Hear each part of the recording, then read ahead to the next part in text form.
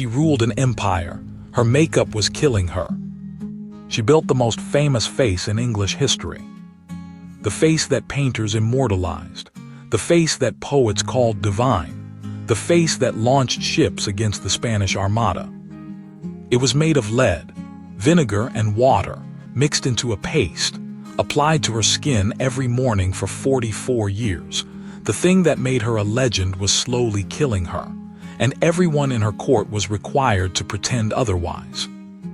In 1558, Elizabeth Tudor took the throne of England at 25 years old. She inherited a bankrupt nation, a population divided by religion, and a council of men who expected her to marry immediately and hand the real power to her husband. She did none of those things. She ruled for 44 years. She never married. She called herself the Virgin Queen, married to England, beholden to no man. She defeated the Spanish Armada. She funded explorers who mapped new continents. She gave her name to an era, the Elizabethan Age, that produced Shakespeare, Marlowe, Francis Bacon, and the beginnings of the British Empire.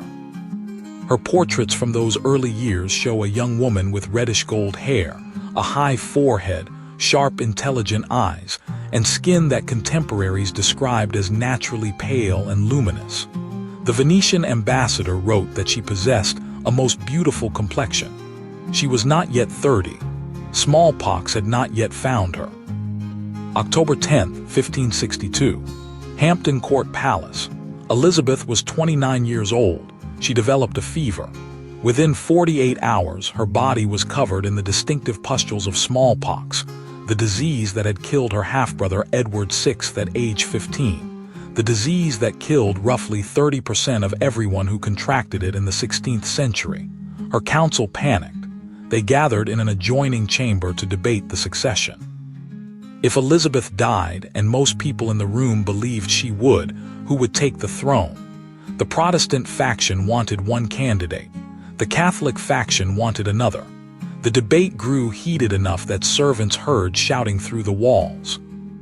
Elizabeth was unconscious for roughly a week. When she woke, she was alive, but she was not the same. The smallpox had left scars, deep ones, on her face. For a monarch whose authority depended on projecting divine perfection, this was a political crisis. The Queen of England could not walk into a room looking scarred. Her face was not her own. It was the face of the state. She found her solution in Venice. Venetian ceruse was the most expensive cosmetic in 16th century Europe. It was made from white lead, pure lead carbonate, mixed with vinegar and water into a paste. It produced a smooth, luminous, almost porcelain-white complexion that no other product could replicate. It was also, by any modern medical standard, poison. Lead absorbs directly through the skin into the bloodstream. Chronic exposure causes anemia, kidney failure, nerve damage, hair loss, tooth decay, memory loss, paranoia, and, in sufficient concentrations, death. Elizabeth began applying Venetian ceruse in 1563, the year after her smallpox illness. She never stopped. The portrait record tells the story. By the 1570s, Elizabeth's painted face is noticeably whiter. By the 1580s, it's stark, an almost mask-like layer of white that covers every inch of visible skin. By the 1590s, the portraits show something else, the distinct traces of a woman who is ill. Here is the detail that breaks this story open. Elizabeth did not remove the ceruse at night. The removal process was painful. It required a mixture of mercury and other corrosive substances to strip the lead paste off the skin. So she did not do it. She applied new layers directly on top of old layers. Day after day, year after year, the image becomes increasingly grotesque. The skin underneath was being chemically burned. The smallpox scars, the very marks she was trying to hide, were being irritated continuously, making them worse. So she applied more ceruse, which caused more damage, which required more ceruse. The cure and the disease were the same substance. By the 1580s, the court whispered constantly about the Queen's appearance, privately. Never to her face, her hair had thinned dramatically. Some accounts suggest she wore wigs by her 40s not as fashion but as necessity. Her teeth, once described as excellent, began to rot and blacken. Lead poisoning attacks the gums, loosens teeth, causes them to fall out.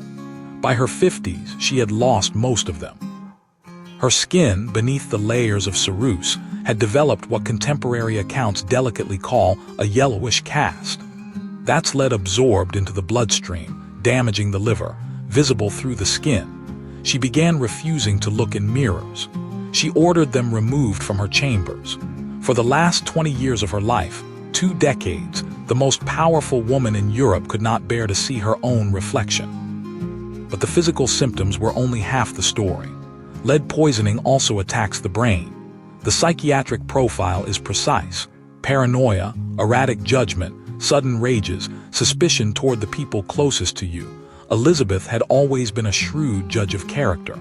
In her final decade, she began turning on loyal counselors without warning. She banished people who had served her faithfully for 30 years. She fell into depressive episodes that lasted weeks. Her handwriting, preserved in thousands of letters, became increasingly erratic, the strokes unsteady in a way they had never been before. The woman who had outmaneuvered every enemy for 40 years was being dismantled by her own face. Now you need to meet someone.